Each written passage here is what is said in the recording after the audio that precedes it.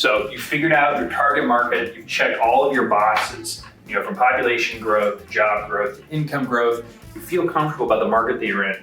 But what about the asset, in particular deal and investment that you're gonna make? You can have a great market, but if it's not the right asset to match that market, you may have a couple of issues. So these are a couple of things that we look at.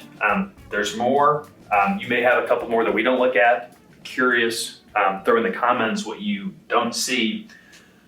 But here's just a general list of kind of boxes that you want to check when you're doing your own analysis for a property. First, again, location, location, location. You've heard it 1,000 times from me, from others. Location is absolutely important. You can be in the right market, you can be in the right submarket, but if no one can drive to you, no one can see you, you have no visibility, you may be in a bad location, and it could maybe not be a good deal. So you have to be in a great location in that submarket. Are you close to major thoroughfares, transportation, mass transit? Are you close to where jobs, entertainment are all located? Think about if you're going to be living there. Are you close to the things that you may want to do? And then put yourself in the shoes of your potential residents. And are you near where they may be working, where they want to shop, where they want to eat? You got to put yourself in their shoes and make sure you're really at the right location in the right submarket. Rents align with demographics. This is key. You don't want to be going into a market having the idea you're going to get top of the market rents or even over market rents if the demographics don't make sense. If it's more aligned to blue collar workforce housing, well, maybe your target criteria shouldn't be the most expensive rents in the market and just throwing in granite countertops, you get an extra $50 because the ceiling is low enough where it's just not going to justify and you're not going to get that ROI. So your rents and your asset really has to align with the demographics and which demographic sections are growing. Maybe it is workforce housing and that's where the greatest demand for housing is. That's where you need to align. Maybe the renters by choice, there's just a huge demand, there's just nothing nice and new. Maybe that's where the advantage is. If there's a lot of older product and cheaper stuff that's already in the market. Your unit mixes, they need to match. If you're in a market has a lot of families, do you have some 3 bedrooms, some 2 bedrooms?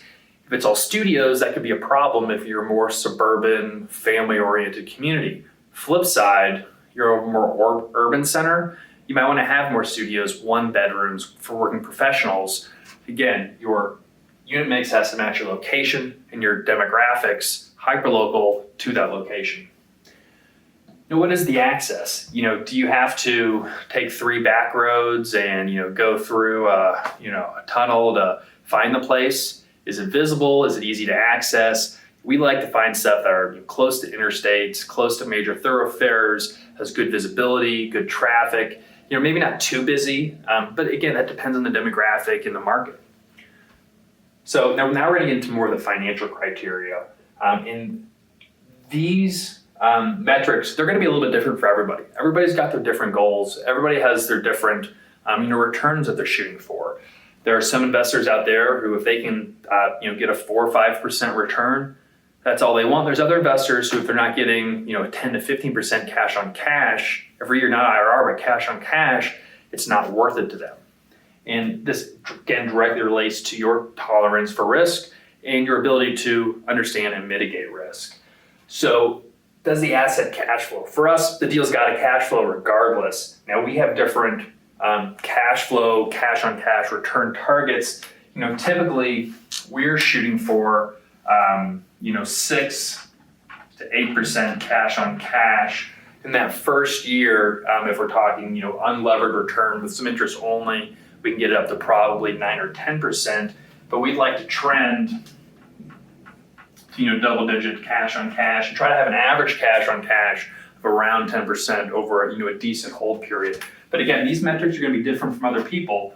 Maybe you need to see 10%. Maybe you only need to see 5 or 6% because the tax benefits are more important, and maybe you're looking to take advantage of more of the upside appreciation, and you're more focused on your IRR, your internal rate of return, and your equity multiple. So, what is your target IRR? So, like I said, we're shooting for a 6 to 8% cash on cash in the first year, trending to double digits, over 10%, depending on the type of asset. An older, more workforce housing, I'd expect a little bit more cash flow, newer, nicer, more core plus or core investment strategy, I'd expect closer to the 6% cash on cash range, but more chance for appreciation. And any type of value add that we do, that forced appreciation is going to be multiplied at a higher multiple because the cap rate is going to be lower. But what is your IRR? Again, there are folks who, if they can hit 10%, they're happy with a 10% IRR. That's not us, however. We're really shooting for 15% IRR. We'd be okay with a 14. 14 is kind of the bottom threshold, but we're really shooting for 15% IRR, 10% average cash on cash over the deal. Obviously, we'd like to go north of that, but you have to have your general metrics in what you're shooting for. Equity multiple, this is basically, all of your cash flow that you receive from the deal, how many times, divided by what you put into the deal. So between all your cash flow distributions and your refinance or sales proceeds, let's say that all your total distributions are 200K, you put in 100K initially, well, that's a 2x equity multiple. So, we, for really anything over a 5-year hold, we're shooting for we want to be able to double our money in 2 years. So by year 5, if we sell in year 5, we want to see a 2x equity multiple. If it's a longer term hold, getting closer to 10 years, we're really shooting for more of a 3x equity multiple. And that can change. And again, everyone's criteria is a little bit different. But at the end of the day, when we do a deal, we'd like to double our money. And if it's a longer term hold, we'd like to 3x our money. Stress test, does it pass the stress test? We do a number of things that many others do that everyone should do. And that is essentially try to break your model, break your underwriting. So, what is the break-even occupancy rate? Typically, that break-even occupancy rate is going to be in the 70% range. But it depends on how you're financing it, what your debt level, what your loan to value is. You may see a break-even occupancy rate in the 80% range. To me, that's a higher elevated amount of risk, but maybe there's some other factors that lead you to justify that amount of risk. Anything below 70 is we're talking about economic break-even occupancy. Anything below 70 is a very healthy deal. But what about your exit cap rates? Now, your exit cap rate, this is one of the easiest ways for people to manipulate the returns, at least the IRR in a project. Just by lowering that exit cap rate, you can turn a deal that doesn't work into a deal that does work. So you want to look at the whole range. What we do is, essentially, if we're buying something for, say a 6% cap rate, let's say. We look at the entire range, pretty much from 4% to 8%, and pretty much every 25 basis points along the way. We want to see what our IRR would be in different market conditions. So at a 6%, we may be hitting our 15% IRR. But if it goes to an 8%, we can't control the market. Are we comfortable with the internal rate of return if it does go to a higher cap rate? So let's say it's an 8, I'm making these numbers up. Let's say it goes down to a 10% IRR. Again, rough numbers. But at 4%, we're at 20. Okay. It doesn't always work out like that, but because it depends on how long you're holding the deal, what's happening with your NOI, your rent growth, and everything like that, how you're financing it. But you might say, okay, well, I'm comfortable with 15. Obviously, 20 would be great, but maybe I'm not comfortable with the 10. Maybe you're not really getting anything out of it. Your equity multiple is going to be in the garbage. Maybe it doesn't make sense.